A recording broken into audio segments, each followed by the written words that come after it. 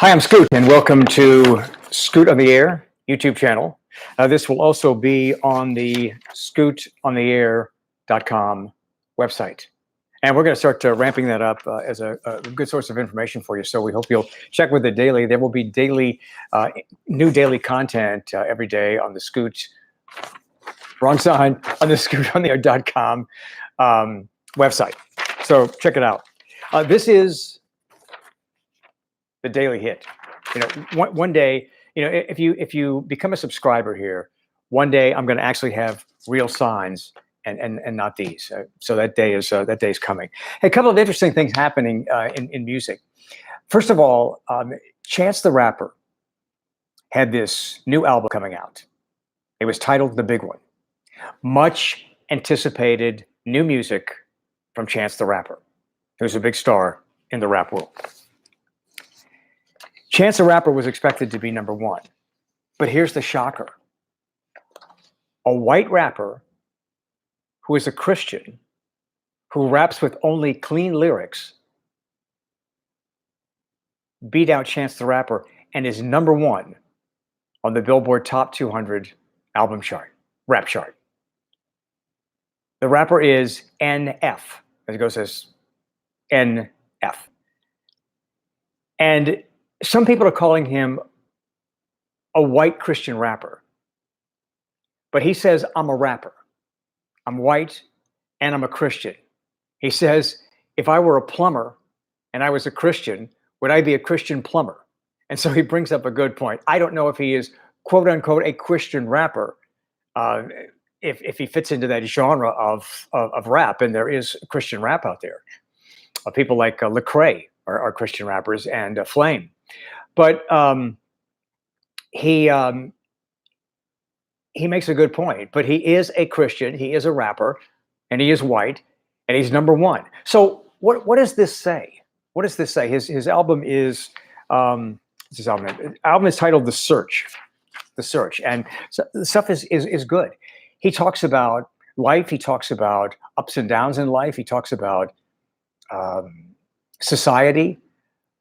He talks about having hard times and you know, getting knocked down and picking yourself back up again and continuing to move on. So this rapper NF is getting a lot of attention, and of course number one on the Billboard Top 200 rap album chart. But is this a tipping point? Is this saying something? And by the way, to add to this, Kanye West has now starting to show more of a spiritual side. And he has this area that's, well, it's kind of like a church.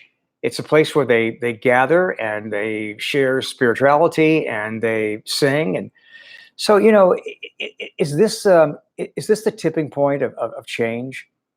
You know, rap music for so many years has been dominated by profanity, degrading things about women, sex, and drugs, and not just sex, but just, you know, blatant animalistic sex. I guess that's the best way to put it. So, you know, sometimes you get to a point where there's saturation.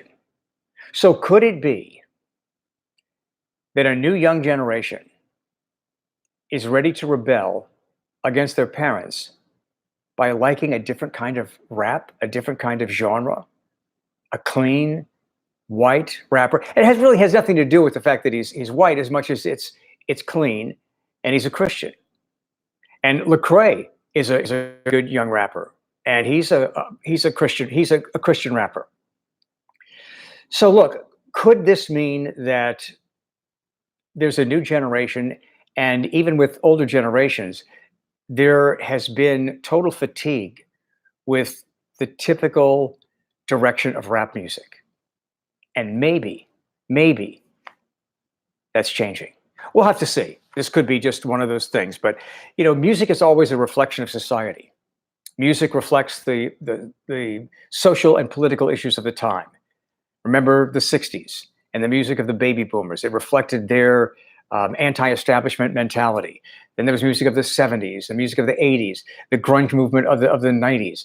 These genres, these eras depicted the generations that they reflected. So it could be that this is a sign of things changing. Also, there's another interesting thing happening. Todd Starnes, who is, I would say Todd Starnes is a Christian writer and Christian reporter for Fox News Channel. He's very concerned, and he echoes the concern that others have too, of country music becoming too liberal. And he's very concerned about this. And his aunt called him from Mississippi and said, what in the name of Minnie Pearl is going on with country music? The girls in our Bible study class think they're going liberal. Well, this also coincides with Casey Musgrave, her performance at Lollapalooza, when she went on a profanity-laced anti-gun rant. And then remember, years ago, the Dixie Chicks denouncing George W. Bush when they were on foreign soil in London during the Iraq War. And that caused a lot of people to turn against the Dixie Chicks. So it's not that unusual, but it seems like more of it's coming to the surface. The truth is, there are a lot of country music performers who are not conservatives. They're liberals.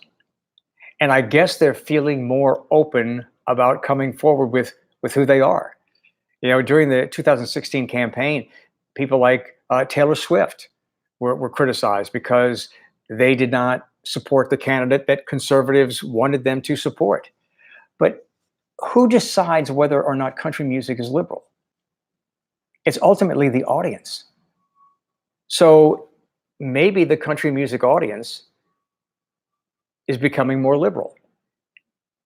It doesn't mean that a bunch of conservatives are suddenly becoming liberal. It might also mean that country music is becoming so mass appeal that it's now stretching out and reaching and grabbing and pulling in people who aren't conservative, liberals, independents. And so the idea that conservative ideology owns country music is ridiculous. And yet there are people who feel like, this is a conservative red genre of music. And it's not. At least not anymore. And again, there have always been liberals in country music, but now we're hearing more vocal expression of liberal ideas in country music and from country music performers. I think this is a good thing. Not because it's liberal. It's a good thing that there's diversity. It's a good thing that country music isn't defined by conservative ideology, because that's not America. And for those who are conservative, they live in this bubble with their friends and their coworkers and their family, and they think everybody thinks like they do. And they don't. There are a lot of Democrats, there are a lot of liberal thinking people in America. In fact, it was not Trump's base that put him in office. It was all the other people. It was the moderate Democrats, the moderate Republicans, the independents, those who just did not like Hillary Clinton. Those are the people who put President Trump in office. So it's going to be interesting to see if President Trump continues to play to his base. Is he going to be reelected? Well, you talk to his base, absolutely, it's a guarantee. It's for sure. And he may be reelected. We don't know at this point. But it's not a guarantee.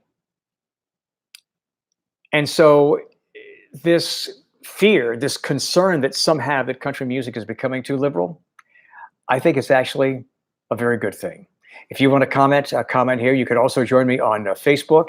It's SOTA, Scoot on the Air on Facebook. And we have a lot of great conversations. And don't forget to join the website, scootontheair.com. Have a great day.